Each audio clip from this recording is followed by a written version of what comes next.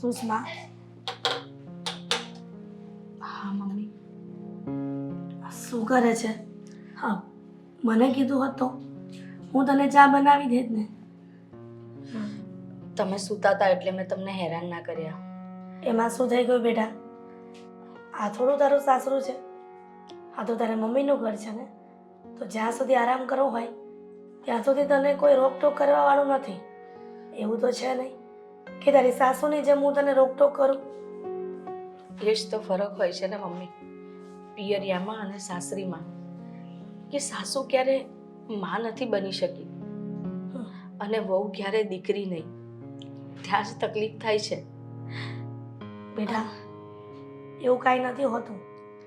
ઘણા બધા ઘરોમાં આપણે જોઈએ છીએ ને કે વહુ અને દીકરી વચ્ચે કોઈ તફાવત નથી રાખતા. પણ ખબર નહીં આ તારા સાસરિયામાં કેવા વ્યક્તિઓ રહી છે. સાચું કોને દીકરા? તારી સાસુને સેજે મનમાં એવું નહીં થતું હોય કે મારી વહુ આટલા દિવસથી એના પિયરમાં છે તો એને લઈ આવું? ના મમ્મી, એમને એવું ક્યારેય નહીં થાય. કારણ કે એ ઈચ્છતા જ નહોતા કે હું એ ઘરમાં આવું. આ તો કદાચ ભૂલમાં હું એ ઘરમાં જતી રહી. અને એ તો ઠીક, પણ આદિ, મને તો એમ હતું કે મમ્મી મને કાઢી મૂકશે ને તો આદિ મને લેવા આવી જશે. પણ આદિને હું જ્યારે રસ્તામાં મળીને ત્યારે આદિ પણ મારી સાથે મોઢું ફેરવતા હતા. ત્યારે જ મને ખબર પડી ગઈ હતી કે હવે આદિ મને લેવા ક્યારેય નહીં આવે. કારણ કે ખબર નહીં એમના મનમાં શું ચાલી રહ્યું છે. મારા સાસુએ એમને શું વાત કરી, મેં બધા પ્રયત્નો કર્યા એમને સમજાવવાના, પણ એ કોઈ વાતને સમજવા તૈયાર જ નથી. પણ સુષ્મા બેટા, તું ઘણા વખતથી આ ઘરમાં આવી છો. આ સોસાયટી વાળાને પણ આપણે શું જવાબ દેવો? તારું સાસરિયું થોડુંક દૂર હોત ને તો પણ એ લોકોને અલગ વાત કહીને સમજાવી દે. પણ આ તું ગામમાં પિયર્યું ને ગામમાં સાસરિયું છે. ઉઠતા દિવસે જ તારા સસરાના ઘરના મોઢા જોવા પડે છે.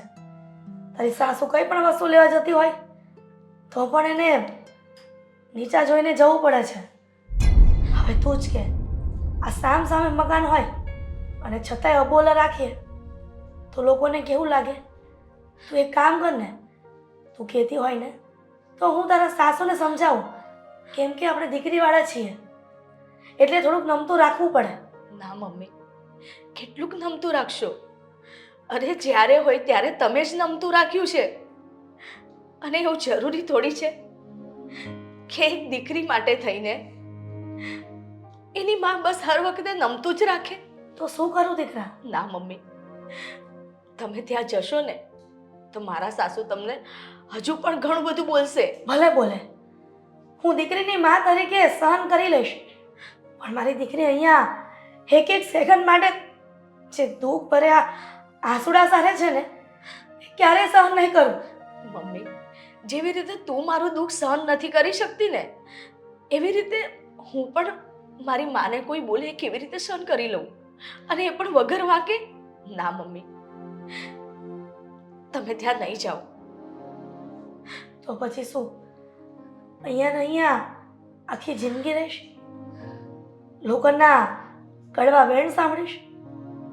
તું જ કે, એક દીકરી જો સાસરિયેથી પાછી આવે તેના માવતરને અને એ દીકરીને કેટલું સાંભળવું પડે લોકોનું. મમ્મી, તમારી વાત સાચી છે, પણ મારા સાસુનો સ્વભાવ એવો છે ને કે હજુ પણ એ તમને બદનામ કરશે, ન બોલવાનું બોલશે. અને મમ્મી, તમે કહો છો ને એમને મળવાનું, પણ મારું મન નથી માનતું.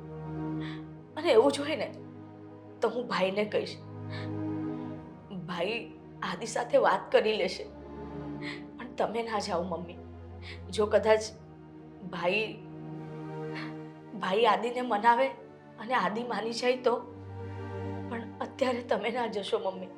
પણ બેટા, તને એવું લાગે છે કે હા આદિકુમાર તારા ભાઈની વાત માને? એટલા માટે જ કહું છું કે હું જઈ આવું.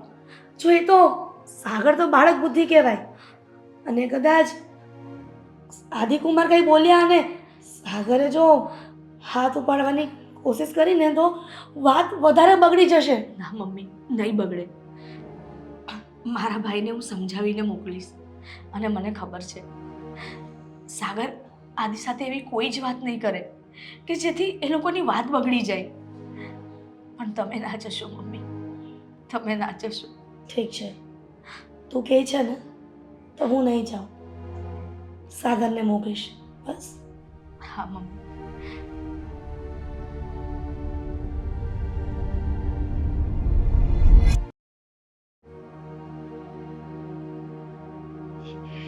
આ મારો દીકરો લેવા તો ગયો છે મને કહીને, હમણાં આવશે. પણ આ વખતે તો છે ને મારા દીકરા આગળ સાવ સારું વર્તન કરવું છે જો ને. અને પેલી જો માં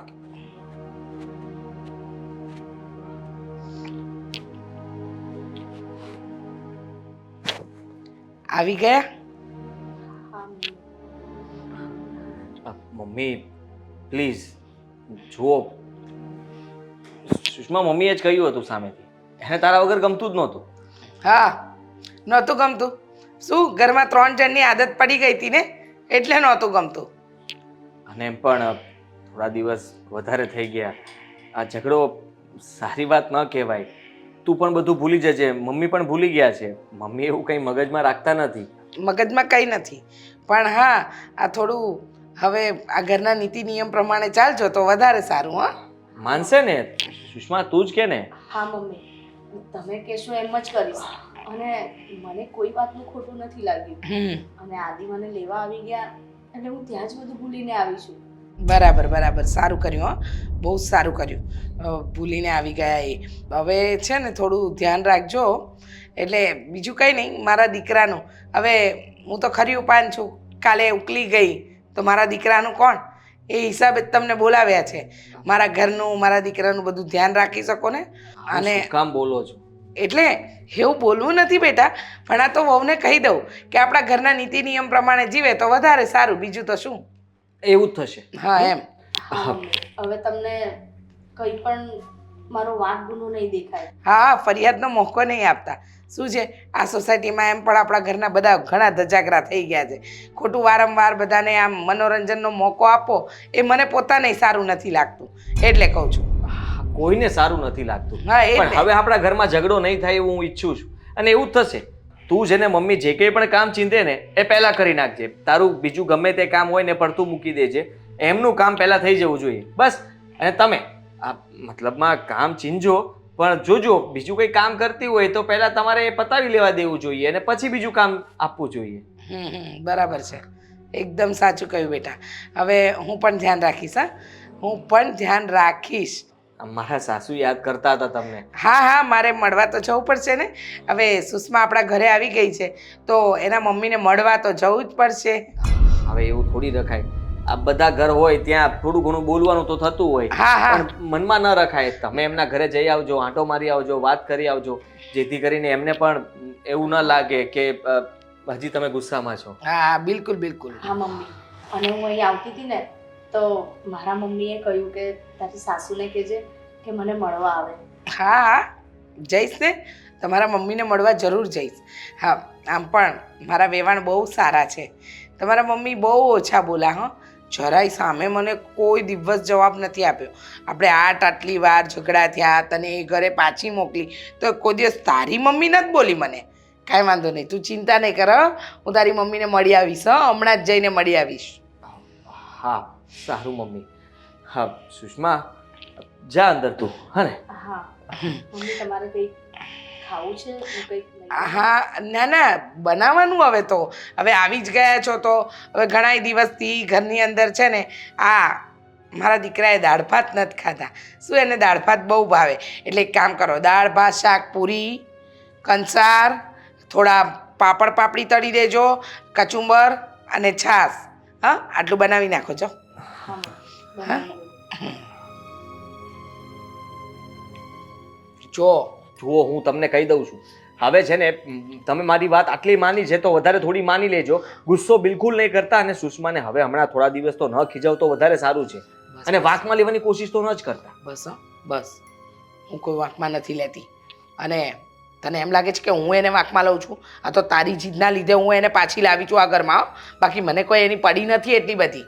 મને ખબર જ છે તમને કંઈ નથી પડી. હા, મને પણ નથી પડી. બસ તમે કહો એમ હું પણ રાજી. પણ આ ઘરમાં લાવવી પડે એમ હતી.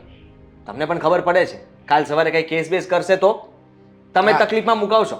બરાબર છે, કેસ બેસ કરશે એમાં હું તકલીફમાં મુકાવીશ. કેસ કરે સાની એની માનું છે ને બોચલું આમ વંચેટી અને આખી સોસાયટીમાં ફેરવું એવી છું.